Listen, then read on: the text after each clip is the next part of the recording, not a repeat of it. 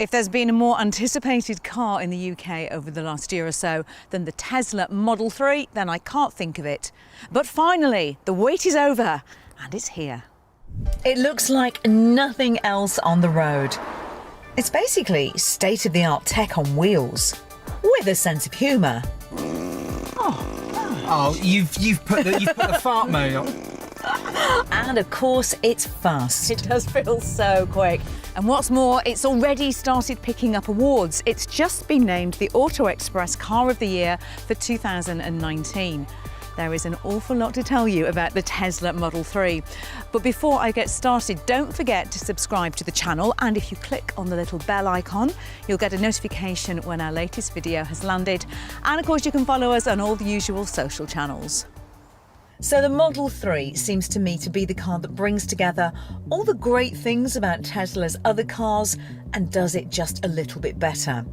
There are 3 versions: the standard Range Plus with its WLTP range of 258 miles, a top spec and slightly bonkers performance model with all-wheel drive and a range of 329 miles, and the happy medium, the long-range all-wheel drive version that's likely to be a popular choice because it has the longest range available in the baby Tesla at 348 miles.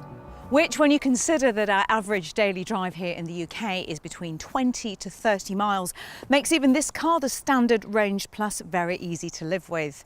The batteries are guaranteed for 8 years or 100,000 miles, and that rises to 120,000 miles for the performance versions. Now, I think there's something show-stopping about the way Teslas look. They just turn heads. But what do you think about the Model 3? Do you like it? Let us know in the comments below. There is, of course, no grille. There's no need for one. And on this standard model, you get a choice of 18 or 19-inch alloy wheels. The performance upgrade brings larger 20-inch wheels and some sporty styling features. I really like the way it looks. It's modern, clean and simple, slightly futuristic. Although if we're talking futuristic, then just take a look inside. See what I mean? There is a steering wheel and a screen, and that is about it. But you know, why does there have to be anything else? Tesla always do things differently, and simply because we're used to cars that have dials and buttons and switches in a car's interior doesn't mean that that's the way it always has to be. Now, as for the build quality, it's really good. There are no rattles or squeaks in here that I have noticed at all. It looks very clean and simple. The materials are really tactile. They feel good quality. Is it up there with the interior of, I don't know, an Audi or a Jaguar? Well, it's not far off, to be honest, and it's a huge leap forward for them. But one area that the other manufacturers absolutely cannot compete with Tesla in right now is here. The infotainment system, the technology. It's brilliant. There is a lot to talk about, so many things to mention. So, in no particular order, here goes. Everything is controlled via the central touchscreen, and there are a couple of wheels on the steering wheel as well. Now, even things like adjusting the mirrors or moving the steering wheel up and down and putting the fog lights on has to be done via the screen. It can be a bit of a faff when you're on the move, but you do get used to it fairly quickly. The dual vent climate control is also offered from the menu along the bottom. The air flows out of the main central vent along here, and you can control the rate of its flow. There's a brilliant reversing camera that sends a superb quality picture back here to the screen in front. But you're disgusting! Stop picking your nose. I have to work with him. It has a fantastic Google Map sat-nav, which allows you to plan your route via the Supercharge network. So let's put in Paris. There we go, Paris, France. And it's finding superchargers on the way. And you can easily access information about power, the charging, and energy consumption. Pet owners are going to love this one. It's dog mode, so if you do have to leave your pooch in the car for a while you pop into a shop, pop off to do something, you select dog mode and it keeps the temperature nice and cool and controlled. If for any reason the climate control goes off or it runs out of battery, anything like that, it sends an alert to your phone so that you know you have to come back and get your pooch.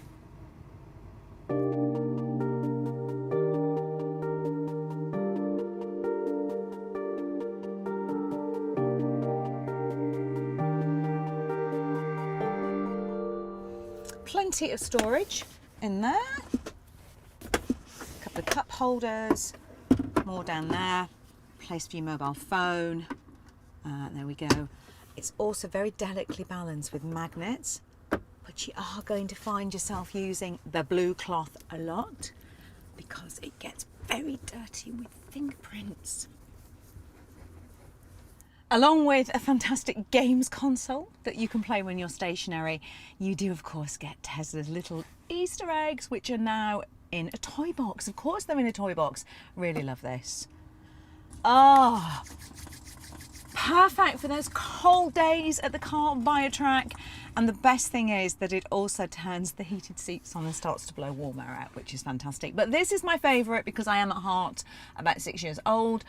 It's the whoopee cushion, and you can get it to fart on signal or just simply fart on demand. And the best thing is you can choose which seat gets to fart. I particularly like this one, ludicrous mode.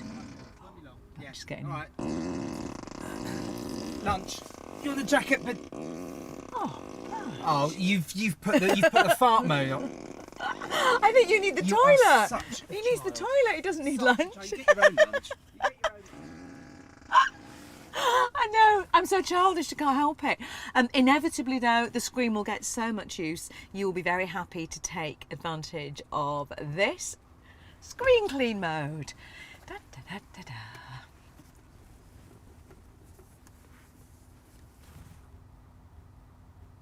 Oh, and by the way, there's no key. Of course there's not. It's a Tesla.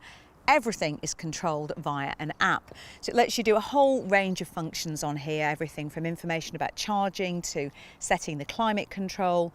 There's different controls there for the car, Sentry mode, valet mode.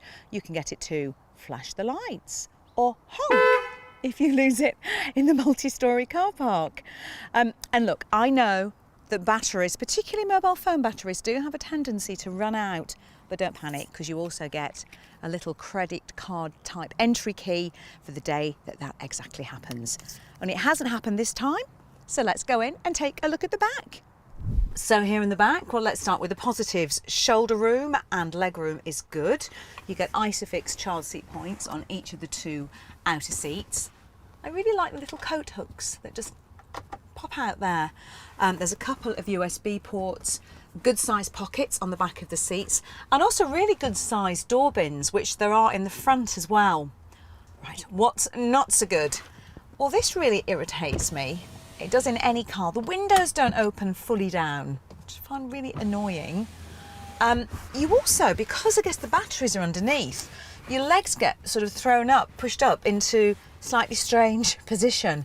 And headroom isn't the best either. I'm only 5'4", and I'm all right, but I had a friend in here the other day who was 6'2", and let's just say he couldn't put his head straight. So yeah, I think particularly without this lovely glass roof, it could feel quite cramped and quite dark in here. Storage space is excellent, with an additional area under the boot floor along with side pockets.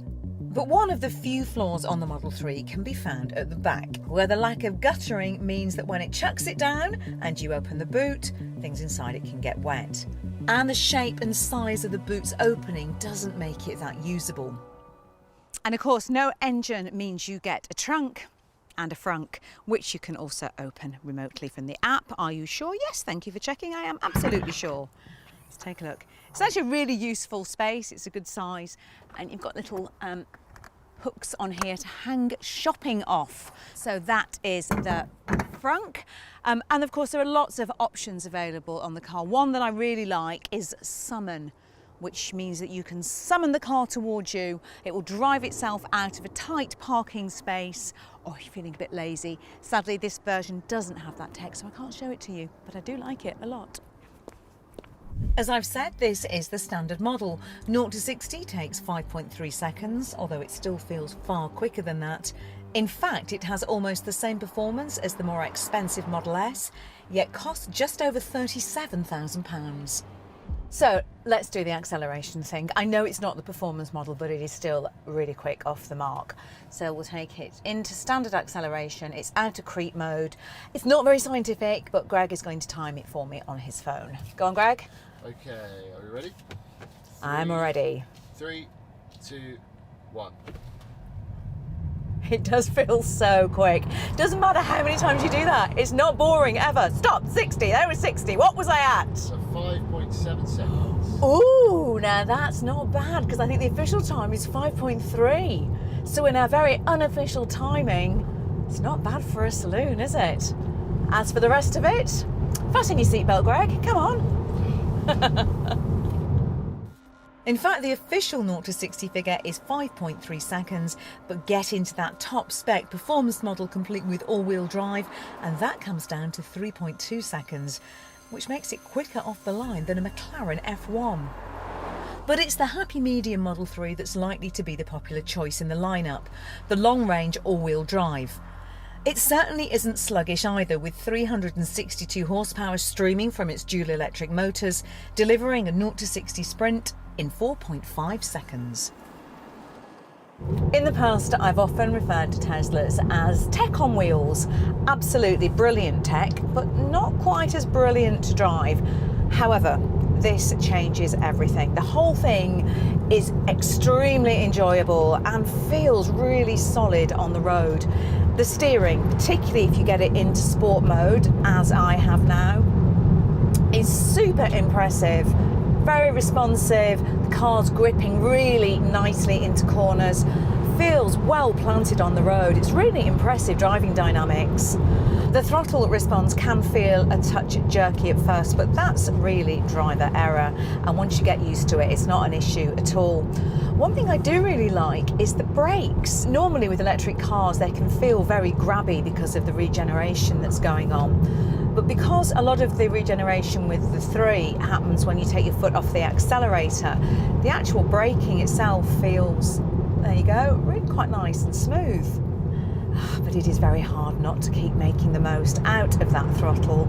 It's so responsive, puts such a smile on your face. I will never tire of that instantaneous power that you get with an electric car. I know so many people will miss the sound of the V6 and the V8 engines, but I do think that's a decent trade-off, I really do. If you're planning high mileage use or spend a lot of time on rough city roads, then you're going to find it comfortable. The suspension is firm enough that you're always aware of what's going on with the road surface, and of course the Model 3 is predictably quiet. There's a bit of whine from those electric motors, but other than that, and some wind and road noise, it's virtually silent. Now, the Model 3 has just been awarded a full 5-star Euro NCAP safety rating, and it scored really highly in Safety Assist. In fact, it was one of the highest scores ever recorded, and that's because it brings together a lot of different systems. So lane keeping assist, and advanced cruise control, automatic braking, brings them all together into one system.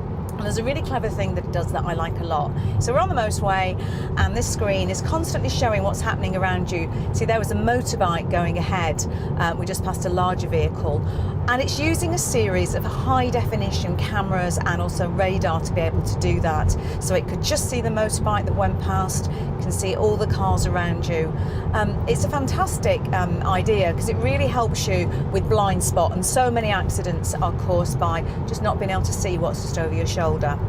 Oh, somebody's just really cut in front of me and it's completely braked for me and saved me from that one. Thanks, Mr. Igo. That was a bit of bad driving. Anyway, back to the job in hand. I think human error is a massive part in accidents, isn't it? It causes 95% of all road accidents. So I guess what all this kit together combined is doing is acting a bit like a guardian angel in the back of the car for you. And you can also, of course, use Tesla's autopilot system. There it is, that's engaged.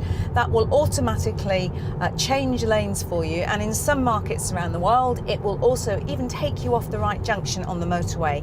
Sadly, we can't use that here in Europe at the moment, but of course in time that will all come.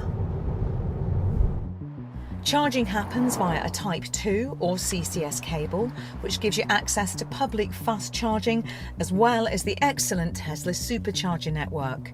Charge at one of the Tesla only stations in a Model 3 long range, and you can charge from 10% to 80% in around 30 minutes. Whilst a standard 7.2 kilowatt home charging unit will take you from 10 to 100% in around 13 hours. There's an old saying, all good things come to those who wait, and I think that applies to the Tesla Model 3. Don't forget to subscribe to the Car Buyer channel and follow us on Twitter and Instagram.